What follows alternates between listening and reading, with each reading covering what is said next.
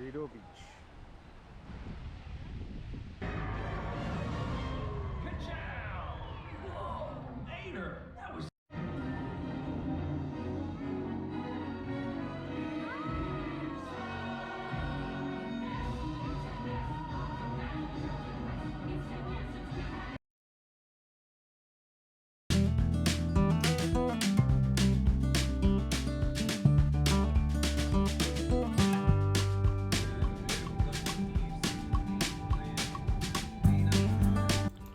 வணக்கம், நான் சுரேந்த்.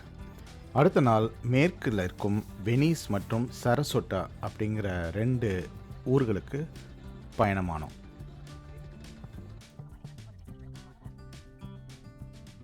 ஃப்ளோரிடா இருக்கிற வெனிஸ் அப்படிங்கிற இந்த ஊர் வந்து சரசோட்டா கவுண்டியில் இருக்குது. இங்கே வந்து ஒரு 25,000 மக்கள் வந்து வசிக்கிறாங்க. மோஸ்ட்லி ரிட்டையர்ட் பீப்புள் தான் இங்கே வசிக்கிறாங்க. வெனிஸ் வந்து ஃப்ளோரிடாவின் மேற்கு கரையோரத்தில் இருக்கிற ஒரு தீவு. இங்கே வந்து சர்ச்சஸ்ஸு, ஹாஸ்பிட்டல்ஸ் அப்படிங்கிற நல்ல ஃபெசிலிட்டிஸ் இருக்கனாலையும், இந்த கிளைமேட் எப்போவுமே இங்கே வந்து ஹியூமிடாக ஹாட்டாக இருக்கிறதுனால இங்கே வயதானவர்கள் வந்து இங்கே வந்து தங்கிறதுக்கு விரும்புகிறாங்க. இங்கே தடுக்கி விழுந்தால் ஒரு ரியல் எஸ்டேட் கம்பெனி இருக்குது.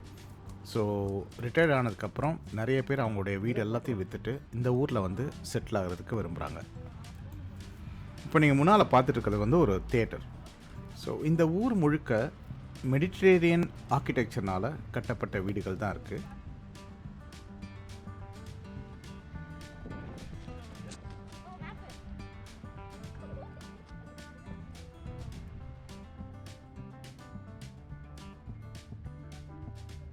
¿Qué சொல்கிறதா?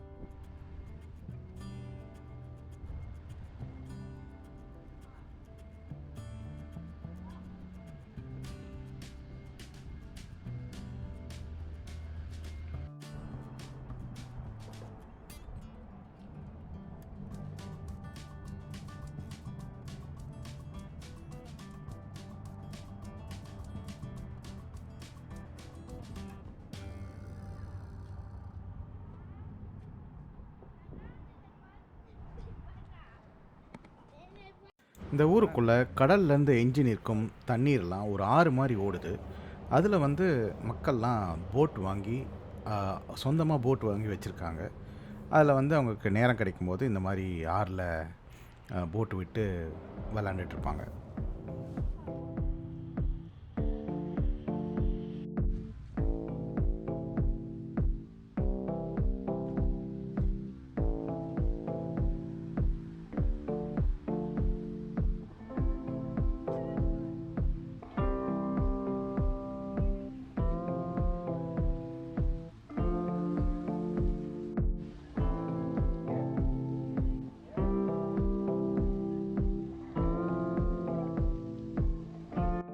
நைன்டீன் 29 ஏற்பட்ட மிகப்பெரிய ஸ்டாக் மார்க்கெட் கிராஷ்னால் இங்கே உள்ள பிஸ்னஸ் எல்லாமே பொழிஞ்சிருச்சு. நிறைய மக்கள் வந்து இந்த ஊரை விட்டு போயிட்டாங்க. அதுக்கப்புறம் வேர்ல்டு வார் 2 டைமில் இங்கே ஒரு ஏர்பேஸ் கட்டினாங்க. அதுக்கப்புறம் தான் இந்த ஊர் வந்து கொஞ்சம் கொஞ்சமாக லைம்லைட்டுக்கு வந்துச்சு.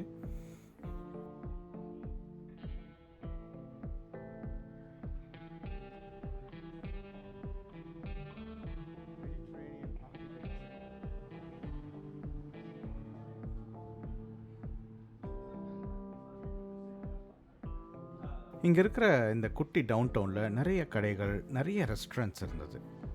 ஸோ இந்த வயதானவர்கள்லாம் நிறைய பேர் ரிட்டையர்மெண்ட் ஆகி இங்கே வந்து செட்டில் ஆகி காசை வச்சு என்ன பண்ணுறதுன்னு தெரியாமல் இருக்கிறவங்க இங்கே வந்து ஒரு லேசியான லைஃப் ஸ்டைலை வந்து ஃபாலோ பண்ணுவாங்க.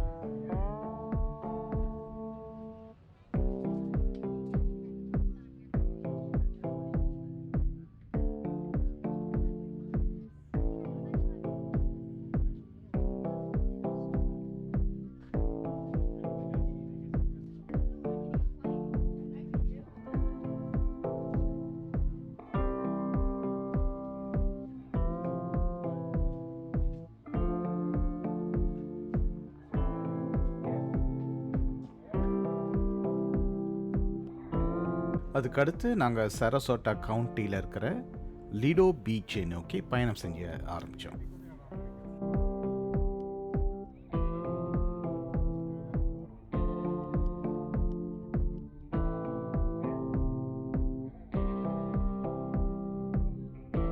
லிடோ பீச் வந்து ஒரு ரிசார்ட் டவுன் தான் சொல்லணும். ஏன்னா சுற்றி சுற்றி ஏகப்பட்ட ரிசார்ட்ஸ், ஏகப்பட்ட ஹோட்டல்ஸ், ஏகப்பட்ட ரெஸ்டாரண்ட்ஸ் இருந்தது. ஆனால் இந்த லிடோ பீச் வந்து ரொம்ப அழகாக இருந்தது.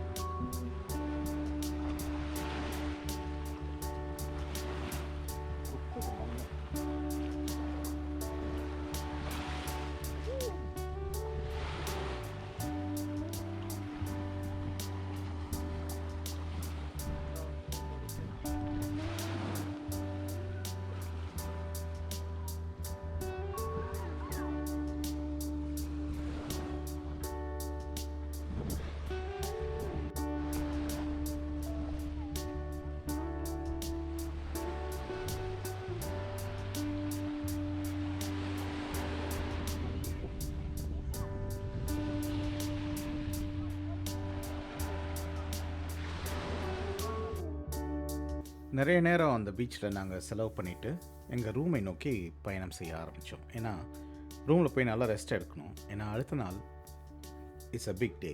நாங்கள் டிஸ்னி போகிறோம், அங்கே நிறைய நடக்க வேண்டியிருக்கும். அதனால் ரூமுக்கு திரும்பிட்டோம். ஆனால் அந்த லிடோ பீச்சில் இருக்கிற அந்த டவுன் டவுன் வந்து ரொம்ப அழகாக இருந்தது. நிறைய மக்கள் இருந்தாங்க, நிறைய கடைகள் இருந்தது.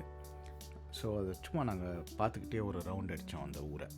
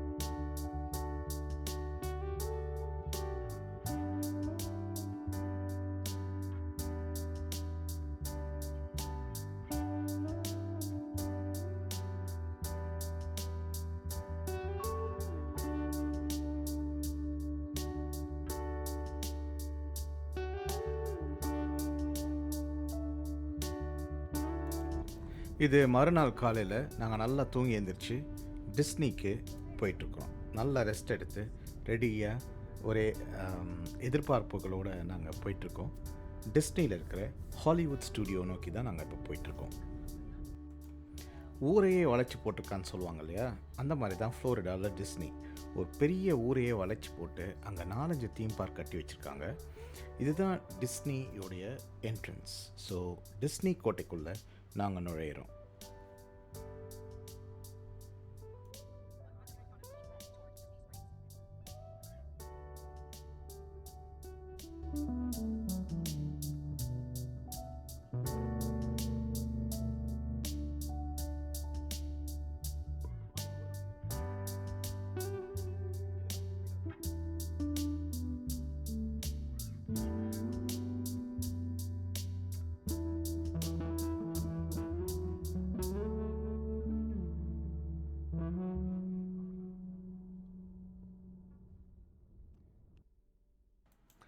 இதுதான் டிக்கெட் சரி பார்க்குற இடம். நாங்கள் ஏற்கனவே ஆன்லைனில் டிக்கெட் புக் பண்ணிட்டோம். டிஸ்னி டிக்கெட்ஸ் வந்து ரொம்ப ரொம்ப எக்ஸ்பென்சிவ். கிட்டத்தட்ட ஒரு ஆளுக்கு $125 வந்துச்சு ஒரு நாளைக்கு. அது இல்லாமல் பார்க்கிங்க்கு வந்து $40 டிக்கெட் வாங்குறாங்க.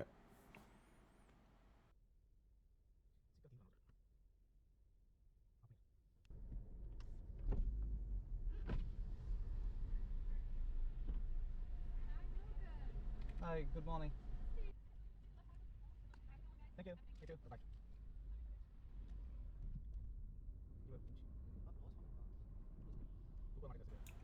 பார்க்கிங் டிக்கெட் வாங்கிட்டோம். இப்போ டிஸ்னியுடைய ஹாலிவுட் ஸ்டுடியோஸ் தீம் பார்க்குக்கு நாங்கள் பார்க் பண்ண போகிறோம்.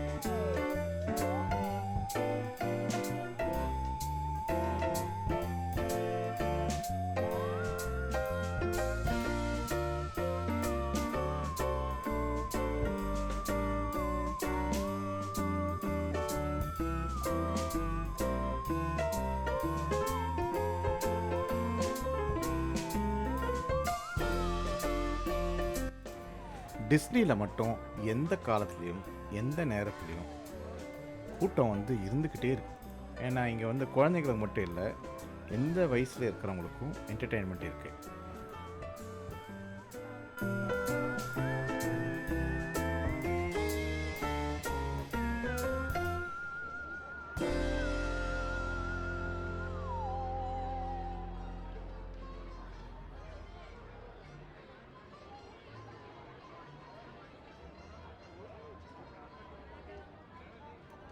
டிஸ்னியோட ஹாலிவுட் ஸ்டுடியோவில் நுழைஞ்சிட்டோம்.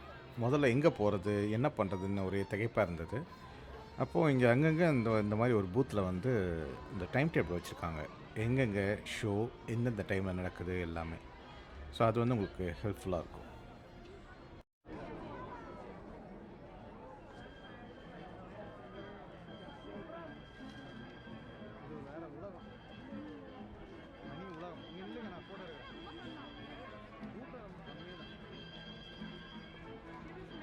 உள்ளே பார்த்தீங்கன்னா 2 பக்கமும் கட்டிடம், நடுவில் ரோடு அப்படின்ட்டு ஒரு புது உலகத்தையே வந்து உள்ளுக்குள்ளே உருவாக்கி வச்சிருக்கு.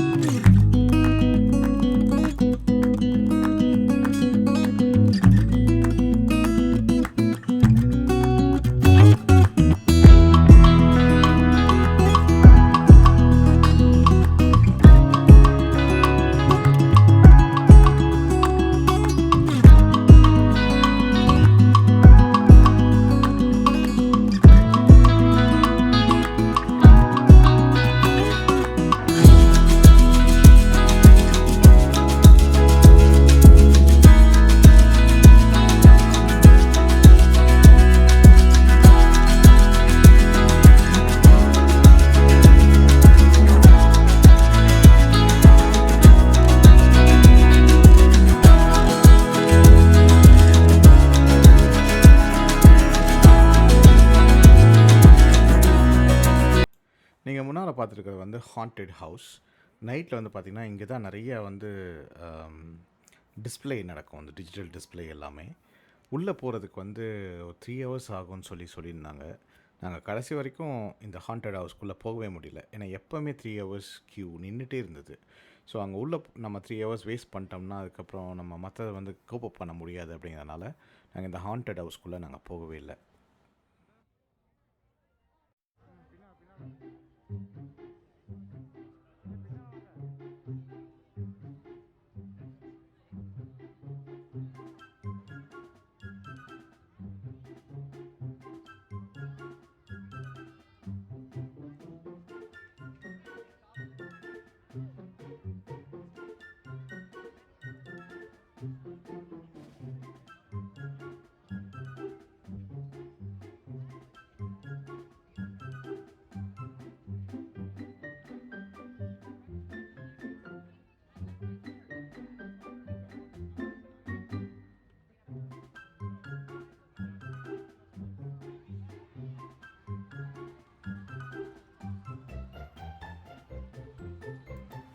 முதல்ல எங்களுக்கு இந்த கார்ஸ் படத்தோட ஷோவுக்கு வந்து நாங்கள் இடம் கிடச்சிது. இது வந்து ஒரு 3D எஃபெக்டில் 180 டிகிரி ஸ்க்ரீனில் வந்து நாங்கள் இந்த ஷோ பார்த்தோம். குழந்தைங்களும் பெரியவங்களும் நல்லா என்ஜாய் பண்ணாங்க.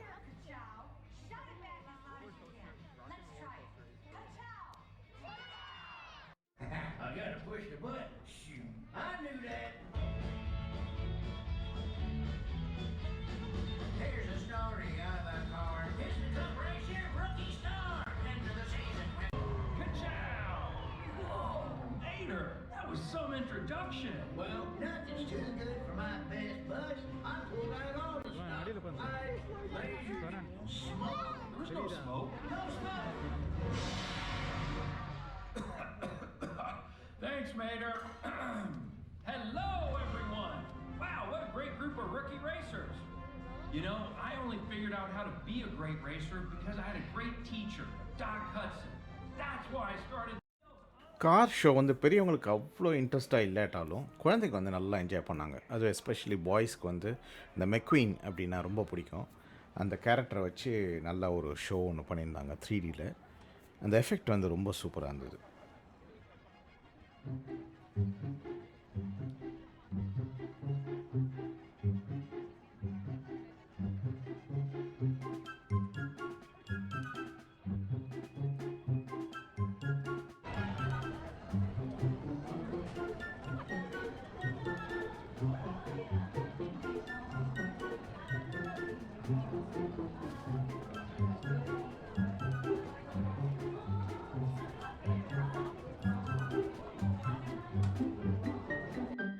அடுத்து நாங்கள் பியூட்டி அண்ட் த பீஸ்ட் ஷோக்கு வந்திருக்கோம்.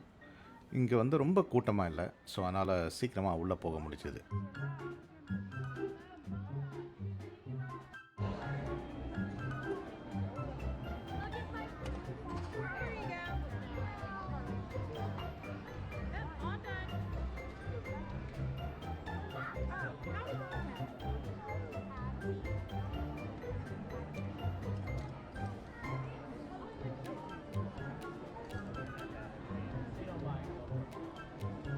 அந்த ஆடிட்டோரியத்தில் மரத்தால் செய்யப்பட்ட ஃபேன்ஸ் வந்து ரொம்ப இன்ட்ரெஸ்டிங்காக இருந்தது.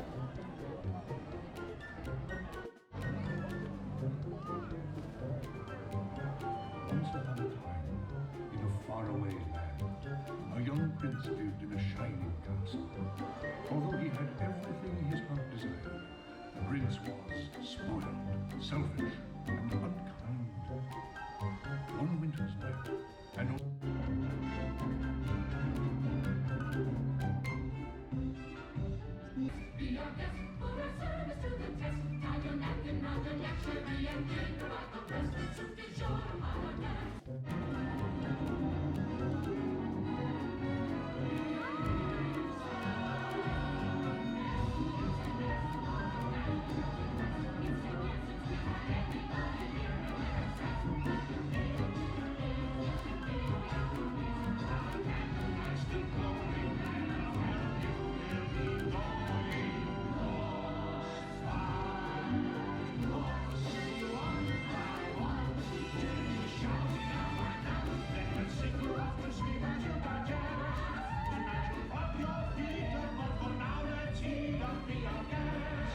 டிஸ்னியில் காலை முதல் இரவு 10-11 மணி வரைக்கும் நிறைய அனுபவங்கள் எங்களுக்கு கிடைச்சிது. எல்லாத்தையும் நாங்கள் டாக்குமெண்ட் பண்ணியிருக்கோம். இதோட இந்த எபிசோட் முடிஞ்சது. இந்த டிஸ்னியுடைய அடுத்த பார்ட் அடுத்த எபிசோடில் வரும். நன்றி, வணக்கம்.